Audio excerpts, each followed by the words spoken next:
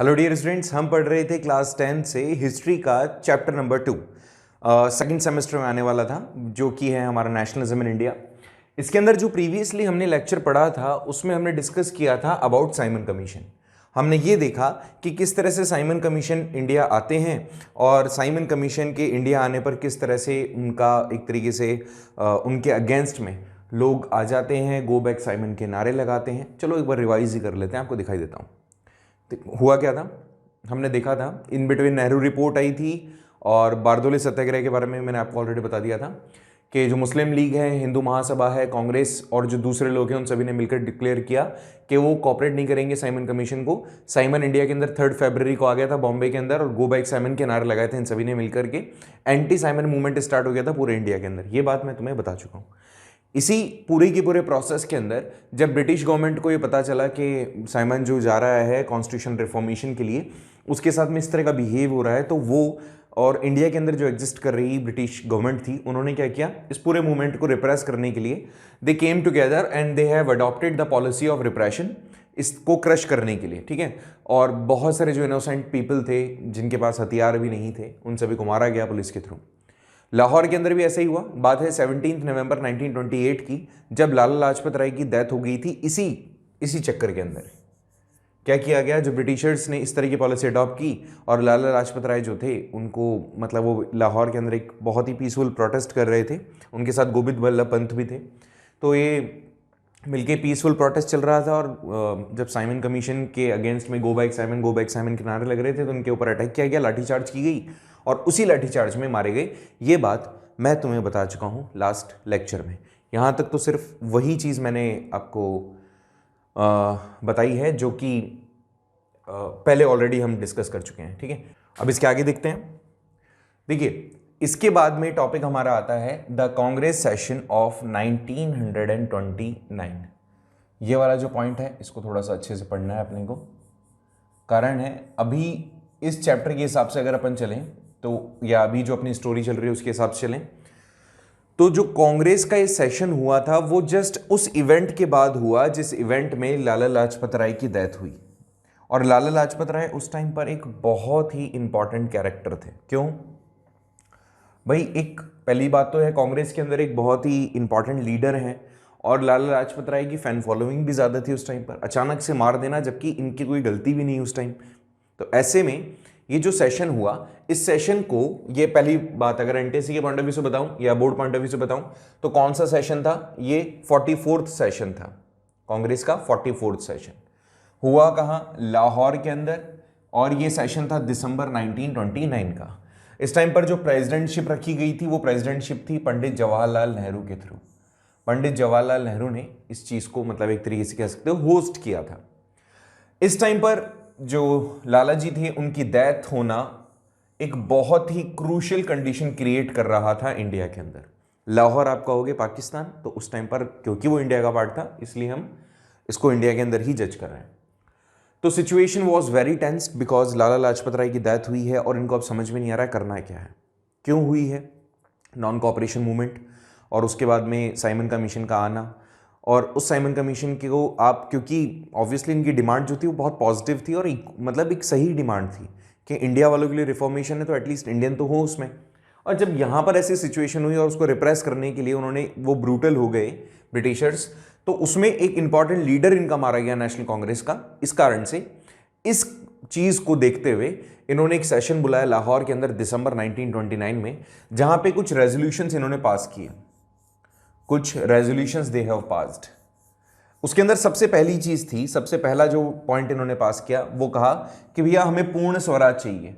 अब तक जो स्वराज पार्टी बनाई थी इन्होंने 1923 में, तो उस स्वराज पार्टी का बेसिक कंसेप्ट यही था कि ये जो लोकल गवर्नमेंट थी उसमें अपना पार्टिसिपेशन चाह रहे थे। लेकिन इसके बाद जब इतना सब कुछ बड़ा इवेंट हो गया, उसके बाद में इन्होंने सोच लिया कि अब हमें केवल स्वराज नहीं चाहिए, we were demanding now for Purna Swaraj या कंप्लीट इंडिपेंडेंस। हमें अब तो कंप्लीट इंडिपेंडेंस चाहिए, we don't want anything else. Purna Swaraj की डिमांड की गई। अगर आपसे पूछा जाए कि कांग्रेस का जो लाहौर सेशन हुआ उसके अंदर कौन सी डिमांड रखी गई थी, तो there were 3 basic demands, 3 basic से रेजोल्यूशंस थे जो इसके अंदर पास हुए, डेट दिसंबर 1929। पहला, इन्होंने डिमांड करना शुरू किया, पूर्ण स्वराज की मांग करना शुरू किया। दूसरा, इन्होंने कहा कि अगर भैया आप, क्योंकि तुम मान तो रहे नहीं हो, शांति से आपसे पूछा गया, बोला गया कि आप हमें मौका दो रिफॉर्मेशन करने का, एडमिनिस्ट्रेशन में हमारे पार्टिसिपेशन बढ़ाओ, और हम एक बहुत ही सिंपल फॉर्म में नॉन कॉपरेशन मूवमेंट आगे बढ़ा रहे थे, उसमें वायलेंस हुआ, जहां पे कहीं ना कहीं आपकी गलती थी, ब्रिटिशर्स को डिनोट करते हुए कह रहा हूं। तो वहां पर उन्होंने कहा कि अब भाई बहुत हो गया, अब हम प्यार से बात नहीं करेंगे, नॉन कॉपरेशन मूवमेंट में हमारी तरफ से किसी भी टाइप का लॉ ब्रेकिंग नहीं था, but now what we will do, हम सिविल डिसओबीडियंस क्रिएट करेंगे।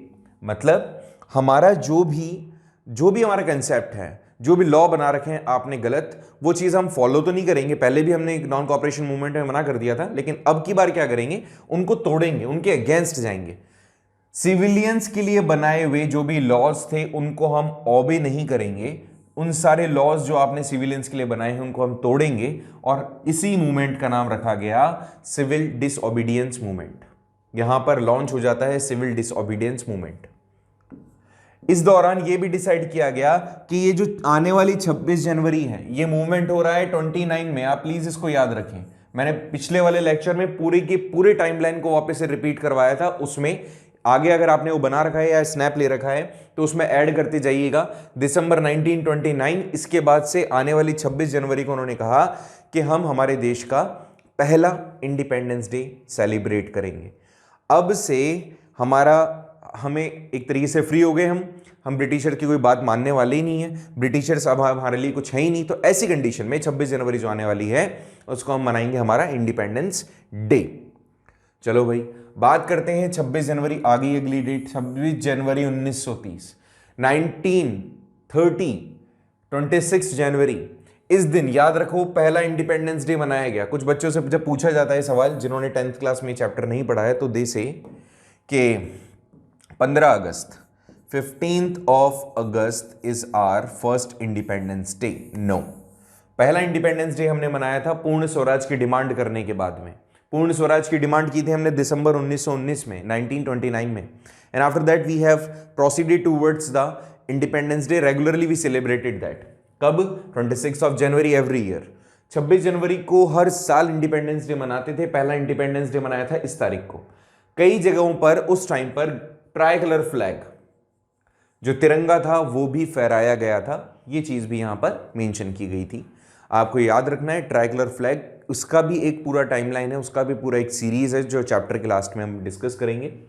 तो ट्राई कलर फ्लैग फैलाया गया हर जगह पर, कई सारी जगह पर इंडिया में, 26 जनवरी 1950। अब इसकी थोड़ी हिस्ट्री तुम जानते ही हो कि फ्रीडम हमें मिली थी 47 में अगस्त के अंदर, 15 अगस्त को, और हमारा जो कॉन्स्टिट्यूशन बन के रेडी हुआ था, वो कॉन्स्टिट्यूशन बन के रेडी हुआ था हमारा 26 नवंबर। थोड़ा सा इस चीज को अच्छे से याद रखना, 26 नवंबर को, ठीक है। और ये था 26 नवंबर 1949। इसको हम मनाते हैं हमारा कॉन्स्टिट्यूशन डे। इस मंथ भी आने वाला है आपके पास में कॉन्स्टिट्यूशन डे। अब कई बार बच्चों से मैं सवाल करता हूं, और आपके भी शायद दिमाग में आनी चाहिए चीज, कि 26 नवंबर को कॉन्स्टिट्यूशन बनके अगर रेडी हो गया तो हम 26 जनवरी तक का हमने क्यों वेट किया? तो उसका कारण यही था क्योंकि हम ऑलरेडी 26 जनवरी को इंडिपेंडेंस डे सेलिब्रेट करते हुए आ रहे थे 1930 से रेगुलरली 1947 तक। 1930 से लेकर 47 तक हम इंडिपेंडेंस डे 26 तारीख को मना रहे थे। तो कांग्रेस डिसाइडेड कि 26 नवंबर में जो चीज तैयार हुई है, हमारा कॉन्स्टिट्यूशन बना है, तो क्यों ना इसको एक हिस्टोरिकल डेट जो हम ऑलरेडी सेलिब्रेट कर रहे हैं जिस डेट पर, क्यों ना उस डेट को हम एक तरीके से वापस से अलाइव कर दें। That is why they decided to actually applicable our constitution on 26th of January instead of 26th of November. यहां तक मेरे हिसाब से आपका जो कंसेप्ट है वो क्लियर हो गया होगा। दोबारा समझें अगर आपको नहीं समझ में आया तो। मैंने इतना सिंपल सा आपको ये कंसेप्ट दिया है, बताया है कि कॉन्स्टिट्यूशन हमारा जो बना था वो बना था 26 नवंबर को, लेकिन 26 नवंबर को हमने इसको एप्लीकेबल नहीं किया, हमने 26 जनवरी तक का वेट किया। उसके पीछे का रीजन ये था कि ये जो 26 जनवरी और जो 26 नवंबर वाला कंसेप्ट है ऑलरेडी 26 जनवरी को हम फर्स्ट इंडिपेंडेंस डे सेलिब्रेट कर चुके थे इन द ईयर 1930, और उसके बाद से हमने डिसाइड किया था कि हर 26 जनवरी को we will celebrate independence day in every year actually. तो 26 जनवरी को एक हिस्टोरिकल डेट मान लिया गया था ऑलरेडी, और उसके बाद में क्योंकि हमें आजादी तो मिली गई थी 1947 में, अब ये 26 जनवरी को हम सेलिब्रेट नहीं कर रहे इंडिपेंडेंस डे, तो ये जो हिस्टोरिकल डेट थी कहीं ना कहीं ये हिस्टोरिकल डेट अब इसका वेटेज इंपॉर्टेंस नहीं था। इसीलिए जब ऐसा कोई इवेंट आया, जब हमें कोई डेट चूज करनी थी, तो नवंबर में कॉन्स्टिट्यूशन हालांकि बन के रेडी हो गया था, लेकिन उसको 2 महीने और डिले इसलिए किया गया क्योंकि ये एक हिस्टोरिकल डेट थी और इसको कांग्रेस के लीडर चाहते थे कि वापस से अलाइव कर सकें। तो बस यही रीजन था इसका। होपफुली आपको ये चीज समझ में आ गई होगी। देखिए आगे देखते हैं। तो यहां से शुरुआत होती है हमारे सिविल डिसओबीडियंस मूवमेंट की। ठीक है, तो गांधी जी ने क्या कहा? गांधी जी ने कहा कि भैया ये जो चीज हुई है अच्छी नहीं हुई, कांग्रेस के लीडर्स ने भी माना कि ये जो भी कंडीशंस हुई है अच्छी नहीं हुई, so what we will do now, अब हम सिविल डिसओबीडियंस मूवमेंट शुरू करेंगे। इस पूरे इवेंट के अंदर ये देखिए, अभी जस्ट मैंने आपको बताया है ये वाला पॉइंट, यहां पे इन्होंने सिविल डिसओबीडियंस मूवमेंट लॉन्च करने का एम ले लिया, रेजोल्यूशन पास कर दिया इस 44th जो कांग्रेस सेशन हुआ था उसमें। तो ये वाला जो पॉइंट था इसी को हम आगे अब डिस्कस कर रहे हैं। देखिए भाई, जब ये सारा सब कुछ हुआ 26 जनवरी को हमने इंडिपेंडेंस डे सेलिब्रेट कर लिया। गांधी जी ने उसके कुछ दिन बाद, मतलब 31 ऑफ जनवरी 1930 को, टाइमलाइन में ये डेट भी ऐड करेंगे आप, इन्होंने एक लेटर लिखा लॉर्ड इरविन को। ठीक है, जो वॉइस रॉय थे हमारे, लॉर्ड इरविन को एक लेटर लिखा गांधी जी ने और कहा कि भैया हम आपसे 11 डिमांड कर रहे हैं, हम आपसे 11 डिमांड कर रहे हैं। अगर आपने इन 11 डिमांड्स को पूरा नहीं किया इन गिवन टाइम, अगर आने वाले जो समय में आपने इन डिमांड्स को पूरा नहीं किया तो हम सिविल डिसओबीडियंस मूवमेंट लॉन्च कर देंगे। ठीक है, और अगर आपने मान ली तो हम ऐसा कुछ नहीं करेंगे। क्या क्या डिमांड करी उन्होंने, पहले तो वो सुनो। गांधी जी ने 31 जनवरी 1930 को लेटर लिखा है और 11 डिमांड रखी है। पहले तो 11 डिमांड के बारे में बात करते हैं। पहली सबसे ऊपर जो डिमांड आती है वो आती है कि जो लैंड रेवेन्यू आप ले रहे हैं हमसे, टैक्सेशन जो ले रहे हैं, एटलीस्ट आप उसको आधा करें। पूरा माफ करने के लिए नहीं कहा, वी जस्ट डिमांडेड कि हमारा जो लैंड रेवेन्यू है उसको आप आधा कर दें, 50% तक कम करें। ठीक है, इसके अलावा जो सॉल्ट, क्योंकि एक बहुत ही बेसिक सा इंग्रेडिएंट है हर एक चीज़ के लिए, और उस टाइम पर तुम जानते हो कि जो मुस्लिम कम्युनिटी है, जो अपनी जो डेड बॉडीज़ होती हैं इनके लिए वो दफनाते थे, तो वहाँ पर भी सॉल्ट यूज़ होता था। सॉल्ट की डिमांड बहुत ज़्यादा थी, एंड सॉल्ट एक बहुत इंपॉर्टेंट एलिमेंट था, चाहे हमारे खाने की बात करें या फिर जो भी रिचुअल्स वगैरह होते हैं या किसी भी एक आम जो डेली लाइफ है उसके अंदर। तो उन्होंने उन चीज़ों पर ही, उन चीज़ों को ही टारगेट किया था टैक्स के लिए जो बहुत ज़्यादा डिमांडिंग थे।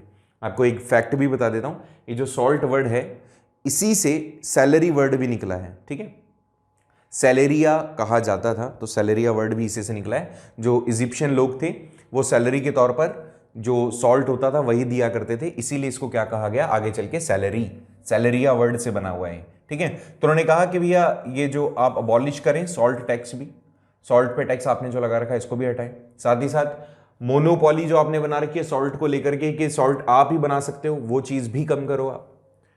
आपके खुद के एक्सपेंसेस ज्यादा हैं, so that you are demanding more tax. Like आपने मिलिट्री का जो भी एक्सपेंडिचर है उसको कॉप अप करने के लिए हमारा एक तरीके का हमसे टैक्सेस आप ले रहे हैं, जो कि राइट नहीं है। तो उन्होंने कहा कि आप रिड्यूस करें मिलिट्री एक्सपेंडिचर्स को 50% तक। आप हर बार वेपन्स बना रहे हैं, हर बार अपनी आर्मी को पावरफुल करने के लिए हमसे डिमांड कर रहे हैं पैसों की, तो आप अपने खर्चों को कम करें, जिससे कि आपकी जो नीड्स हैं, टैक्सेशन भी ऑब्वियसली फिर हमसे इनडायरेक्टली आप लेना कम कर देंगे, तो मिलिट्री एक्सपेंडिचर्स भी आप कम करें। साथ ही साथ जो हायर ऑफिशियल्स हैं, जितने भी हायर ऑफिशियल्स थे सारे के सारे ब्रिटिशर्स थे, जितने भी सिपोइज थे, all such people were Indians. तो छोटे ओहदे पे जो लोग थे वो सारे इंडियंस थे जिनकी सैलरी ना के बराबर थी, जबकि हायर ऑफिशियल्स जो थे उनकी सैलरी बहुत ज्यादा थी, बिकॉज वो सारे ब्रिटिशर्स थे। तो इनकी सैलरीज जो आप दे रहे हो हमारे ही पैसों से, उसको भी आप कम करो। तो कौन कौन सी डिमांड रखी है अभी तक? पहली डिमांड थी कि आप यहां पर जितने भी एक्सपेंडिचर्स हैं, सॉरी लैंड रेवेन्यूज हैं, उसको कम करो, एक्सपेंडिचर्स को कम करो, सॉल्ट टैक्स को हटाओ, सैलरीज को कम करो। नेक्स्ट था आपने ये जो फॉरेन क्लोथ्स हैं, फॉरेन क्लोथ्स को आप इंपोर्ट करने दे रहे हो आसानी से। हमारे खुद के जो क्लोथ्स हैं वो नहीं बिक पा रहे हैं, आसानी से आप उनके ऊपर टैक्सेशन लगाते नहीं हो, वहां से इंपोर्ट करते हो और यहां सस्ते में बेचते हो, जिससे कि हमारी जो इंडस्ट्रीज हैं वो तबाह हो रही है।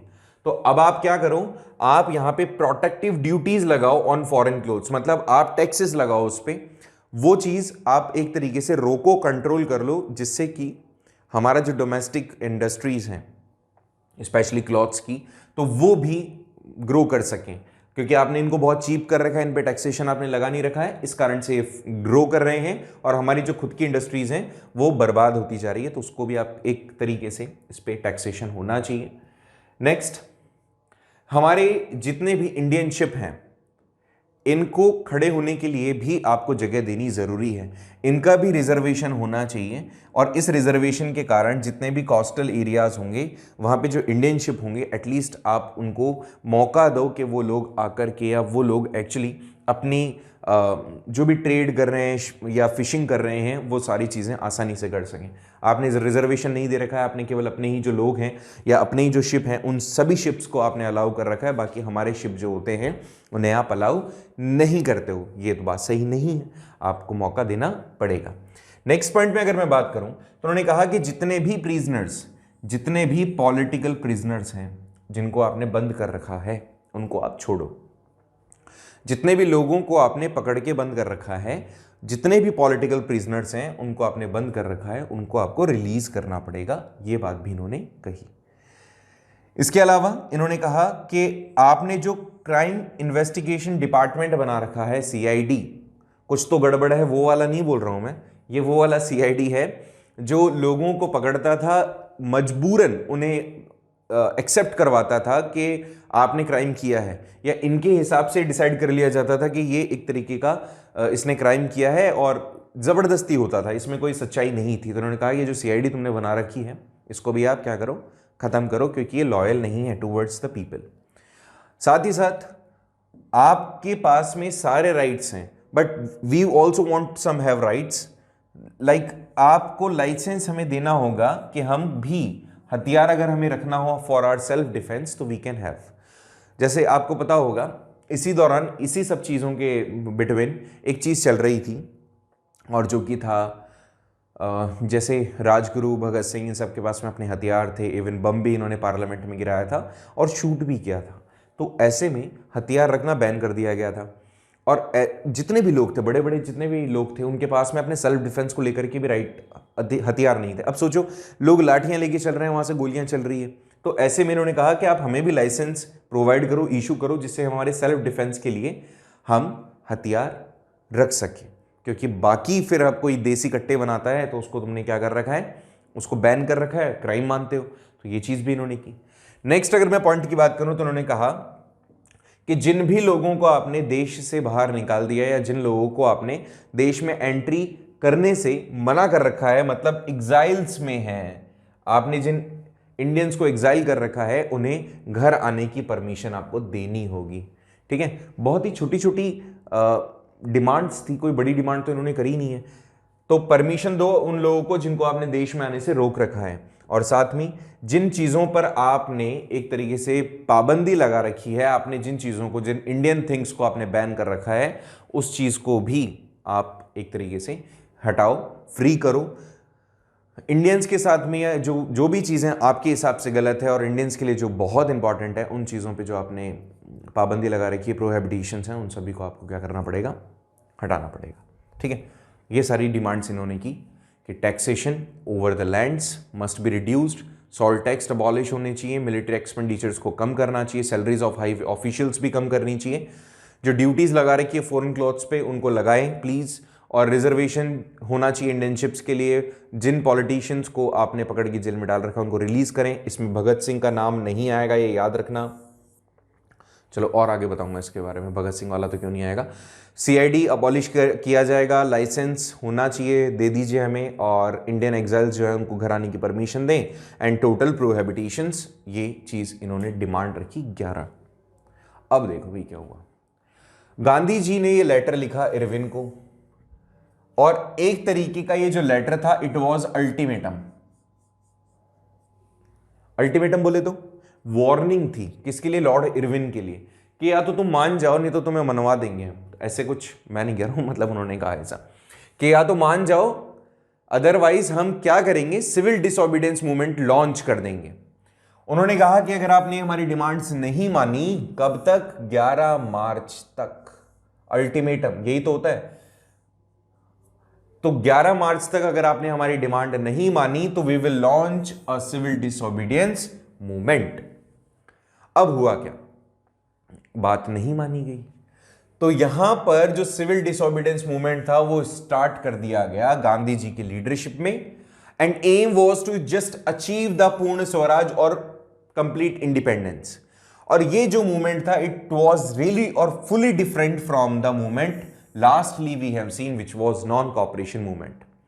Civil disobedience movement non cooperation movement से बिल्कुल अलग था। इसका क्वेश्चन भी कई बार बोर्ड में पूछा गया कि दोनों के बीच में डिफरेंस बताओ, कि civil disobedience movement and non cooperation movement आपस में कैसे अलग अलग हैं। We will also discuss that.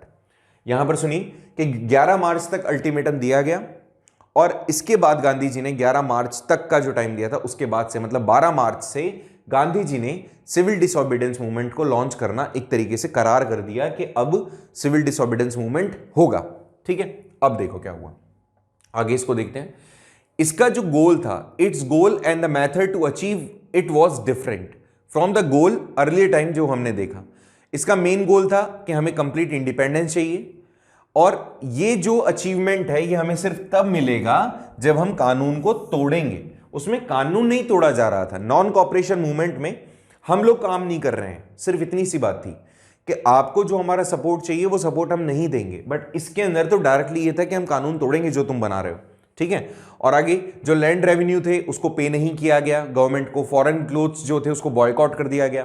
ठीक है, बॉनफायर्स होते हैं ना, जो आग लगा दी चौराहे पर, उनको एक जगह कलेक्ट करके। जो फ्रीडम लवर इंडियंस थे वो ऑर्गेनाइज हो गए, बड़ा प्रोटेस्ट करने लगे, डेमोन्स्ट्रेशंस करने लगे सत्याग्रह के लिए पूरे कंट्री के अंदर, लेकिन इट वॉज पीसफुल। ये चीज हमेशा याद रखें। गांधी जी ने अभी सिर्फ ये कहा है कि कानून तोड़ेंगे, लेकिन वॉयलेंट होने के लिए गांधी जी ने नहीं कहा है। और जो भी आप कहो कि इसमें इंडियंस ने एक तरीके से हर एक तरीके को अडॉप्ट किया, थोड़ा डिफिकल्ट था, हर एक चीज करने की कोशिश की, लेकिन लास्टली भी इरविन अभी तक नेगोशिएट करने की इच्छा नहीं रख रहा था। उसको बिल्कुल भी इच्छा नहीं थी कि वो गांधी जी की जो 11 डिमांड्स हैं उनमें से वो गांधी जी को कहे कि ये हम मान सकते हैं, ये नहीं मान सकते। ऐसा कुछ भी नहीं हुआ। गांधी जी की जो भी विलिंग्स थी या 11 डिमांड्स थी उसमें उसके साथ में बातचीत भी नहीं हुई। इतना सब कुछ हो गया था। तो गांधी जी ने लास्ट में क्या कहा, बोला कि अच्छा भाई चलो ठीक है। तो यहां पर गांधी जी ने फिर क्या किया, गांधी जी ने एक बहुत ही फेमस सॉल्ट मार्च शुरू कर दी। अपने 78 इनके जो 78 जो ट्रस्टी फॉलोअर्स थे, जो ट्रस्टेबल फॉलोअर्स थे, उनके साथ इन्होंने एक मार्च शुरू की जिसको आप जानते हो दांडी मार्च। दांडी मार्च खत्म हो जाती है जब गांधी जी 240 माइल्स कंप्लीट करते हैं। ठीक है, लगभग 24 दिनों में। वो कहां पहुंचते हैं? वो पहुंचते हैं 6 अप्रैल को। कहां पे? दांडी। और वहां पहुंच करके जो सॉल्ट होता है वो बनाते हैं। अब ऐसे मत बोलना, सॉल्ट बनाते हैं। वहां से पानी में से जो सॉल्ट होता है उसको निकालते हैं, सुखाते हैं और उसको यूज करते हैं, जैसे आपको फोटोग्राफ में भी ये दिख रहा होगा। ये वाला जो कंडीशन है दैट इज सॉल्ट मार्च। दोबारा सुने, 240 माइल्स। पहले तो ये चीज समझ लें कि जो 1 माइल होती है, 1 mile is equals to 1.6 kilometres. तो अगर यहां पर मैं बात कर रहा हूं 240 माइल्स, तो आप इसको मल्टीप्लाई कर लीजिएगा 1.6 से। ठीक है, और इन्होंने कहा कि गांधी जी ने 6 अप्रैल को कहां पहुंच गए थे। अब ये डेट कौन सी है? 6 अप्रैल। ये डेट कौन सी है? 1900 एंड कौन सी बात कर रहे हैं? 30 कर रहे हैं कि 31 कर रहे हैं? बताओ जल्दी, सोचो। यहां पर अभी मैंने ऑलरेडी तुम्हें बताया था कि 1930 में 26 जनवरी को हमने क्या सेलिब्रेट किया था? फ्रीडम, है ना, इंडिपेंडेंस डे। उसके बाद में गांधी जी ने मार्च के अंदर ये सारा प्रकरण किया है। गांधी जी ने जस्ट अभी देखो यहाँ पे 11 मार्च को, तो ये 1930 चल रहा है, 31 नहीं चल रहा है। तो यहां पर ये अप्रैल है तो 1930 का है, तो इतना याद रखना आप, ठीक है। तो टोटल कितने लोग थे, छोटे छोटे क्वेश्चन, 78% थे, 240 माइल चले, एक दिन में 10 माइल चले, मतलब 16 किलोमीटर चले एक दिन में, और 24 दिन के अंदर इन्होंने अपना ये जो पूरा जर्नी था इसको कंप्लीट किया। सॉल्ट लॉ जो था उसको तोड़ना जरूरी था, बिकॉज ये मोनोपॉली था, सॉल्ट कोई बना नहीं सकता था, और यही गांधी जी को अच्छा लगा कि सबसे बेहतरीन तरीका होगा इनको एक सबक सिखाने का। और जब ऐसा कुछ हुआ तो गांधी जी ने ये सॉल्ट मार्च किया है, लॉ तोड़ दिया है, और उसके बाद में ये जो मूवमेंट था सिविल डिसोबीडियंस मूवमेंट बहुत फेमस हो गया। हर एक जगह पर अलग अलग लोगों ने इस सॉल्ट मार्च को एक तरीके से बहुत ही अप्रिशिएट किया, अलग अलग जगहों पर लोगों ने इस तरह से लॉ तोड़ना शुरू किया। बहुत सारे नाम हैं इसके अंदर, बट क्योंकि अभी अपना बहुत बोर्ड पैटर्न पे हम पढ़ रहे हैं थोड़ा सा, तो याद रखें, इसमें मैं सारे नाम तो नहीं बताऊंगा, बट कुछ नाम हैं जो मैं बताता हूं। देखो कि सॉल्ट मार्च शुरुआत होती है सिविल डिसोबीडियंस मूवमेंट की। अब जो लोग थे वो केवल कॉपरेशन को रिफ्यूज नहीं करते थे, साथ ही साथ वो ये भी रिफ्यूज करते थे कि जो बने हुए लॉज हैं हम उनको तोड़ेंगे। साथ ही जैसे सॉल्ट हुआ, फूड हुआ, जो भी लीकर शॉप्स हैं उनको, women and students also paid the very significant and important role. जो पेजेंट्स हैं उन्होंने भी टैक्स पे करने से मना कर दिया। जो फॉरेस्ट में रहने वाले लोग हैं उन्होंने अपने जानवर चलाना शुरू कर दिया, खुद एंट्री कर गए फॉरेस्ट में, जो कि पहले बैन था ना फॉरेस्ट लॉ के अंदर। इन्होंने वहां से वुड कलेक्ट करना शुरू कर दिया जो ऑलरेडी प्रोहिबिटेटेड था। इसके बाद में अलग अलग जगह पे गवर्नमेंट ने भी इनको लोगों को रोकने के लिए वही रिप्रेशन वाली पॉलिसीज जो थी अडॉप्ट की। ठीक है, यहां तक तो मेरे हिसाब से तुम्हें समझ में आ गया होगा। अब देखिए, ब्रिटिशर्स इस बात को देख रहे थे। अब ब्रिटिशर्स का दिमाग तो होना है खराब, तो हुआ भाई वैसा ही हुआ। क्या हुआ कि इस तरह की जो भी चीजें डेवलप हो रही थी उससे जो कॉलोनियल गवर्नमेंट थी वो भैया बहुत ज्यादा परेशान हो गई। उन्होंने एक एक करके कांग्रेस के लीडर्स को जेल में डालना शुरू कर दिया, अरेस्ट करना शुरू कर दिया। इसमें एक नाम आता है अब्दुल गफर खां। ठीक है, अब्दुल गफर खां ये कौन थे? गांधी जी के एक बहुत ही इंपॉर्टेंट या कह सकते हो डिवोटी डिसिपल थे, मतलब शिष्य थे। इनको भी अरेस्ट कर लिया गया अप्रैल 1930 में। और जब ऐसा कुछ हुआ तो वहां पर जो लोग थे वो बहुत ही ज्यादा नाराज हुए। उन लोग, पेशावर की बात चल रही है, वहां से इनको अरेस्ट किया गया। पुलिस ने उन लोगों को एक तरीके से सप्रेस करने के लिए, जो वो नहीं होती है जिस गाड़ी पर बहुत सारे वेपन्स लगे हुए होते हैं, तो ऐसे लगातार शूट कर दिया।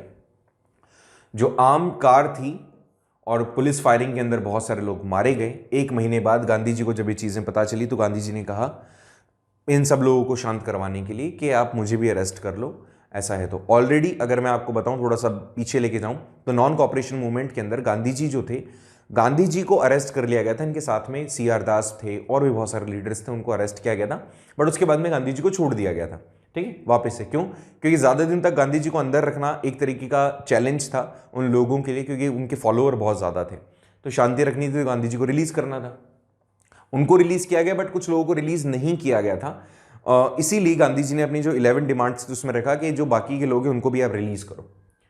आगे चल के महात्मा गांधी ने अपने आप को बोला, सरेंडर कर दिया, बोल दिया कि ठीक है मुझे अरेस्ट कर लो। जो इंडस्ट्रियल वर्कर्स थे शोलापुर के, उन्होंने पुलिस पोर्ट्स पे अटैक कर दिया और वहां पर कई सारी जो बिल्डिंग्स थी, गवर्नमेंट की जितनी भी बिल्डिंग्स थी, उन सबको डिस्ट्रॉय कर दिया, डिमोलिश करने की कोशिश की। अब जो गवर्नमेंट थी जो डर गई थी, जो लोग थे डर गए थे, जो उन्होंने वापस से ब्रूटल रिप्रेशन की पॉलिसी अडॉप्ट की, पीसफुल सत्याग्रह करने वाले लोगों पर अटैक किया। इसमें विमेन हैं, इसमें बच्चे हैं, इन सभी पर अटैक किया। और अल्टीमेटली एक इस तरह का मूड आ गया यहां पर भी, जब लगभग 1 लाख लोगों को एक साथ अरेस्ट किया गया, मारा गया, पीटा गया। मैक्सिमम लोग जो भी इनके सामने आते, जो भी इनकी बात नहीं मानते, उनको अरेस्ट करके जेल में डाल देते। इन सब के चीजों के साथ में एक चीज जो हो रही थी वो ये थी कि गांधी जी का ये जो डिसओबीडियंस मूवमेंट था ये अपने पीक पर जा रहा था। लेकिन वही चीज जब वायलेंस होता है तो गांधी जी इस चीज को क्या कहते हैं? गांधी जी बोलते हैं वायलेंस तो मुझे पसंद ही नहीं। तो जैसा गांधी जी की हिस्ट्री रही अभी तक कि जितने भी सत्याग्रह मूवमेंट हुए वो नॉन कॉपरेशन मूवमेंट हुआ वो, या फिर अगर मैं कहूँ रॉलेट एक्ट की बात कर लें, या फिर ये जो अभी मूवमेंट अभी हमने देखा साइमन कमीशन वाला, इसमें भी जितनी भी चीजें हुई, वायलेंस होती, गांधी जी बोलते भाई अब नहीं, इसको खत्म कर दो। तो यहां पर भी वही किस्सा होगा कि सिविल डिसओबीडियंस मूवमेंट जो अपनी पीक पर चल रहा होगा, गांधी जी इसको क्या कह देंगे, बोल देंगे रुक जाओ, कॉल ऑफ करेंगे इसको। तो गांधी जी जो कॉल ऑफ करेंगे वो देखेंगे हम हमारे नेक्स्ट लेक्चर में, और इस लेक्चर के बाद में हम एक्चुअली एक टास्क कंप्लीट कर लेंगे कि सिविल डिसओबीडियंस मूवमेंट और नॉन कॉपरेशन मूवमेंट जो बोर्ड पॉइंट ऑफ व्यू से एक तो पक्का आपके आने वाला है, तो उसमें से एक क्वेश्चन तक तो हम अचीव कर जाएंगे। तो अब होता क्या है इसके आगे, कैसे राउंड टेबल कॉन्फ्रेंस होती है, बैठकर की बातचीत का जो सिलसिला है वो शुरू होता है। 3 राउंड टेबल कॉन्फ्रेंस है जो हम पढ़ने वाले हैं। In between round table conference होगी, in between Gandhi ji Britishers के साथ बातचीत करेंगे, इरविन के साथ बातचीत करेंगे, और यहां पर अभी हो क्या चुका है, यहां पर जो भगत सिंह है उनको अरेस्ट किया गया है। अरेस्ट क्यों किया गया है? क्योंकि उन्होंने शूट किया है, पार्लियामेंट में बम गिराया है। अब ऐसा सब कुछ प्रकरण चलेगा, आगे की स्टोरी में क्या होगा जानने के लिए देखते रहे हमारा यूट्यूब चैनल। इस स्टोरी को कंटिन्यू करते हैं नेक्स्ट लेक्चर में। Thank you so much for joining the class.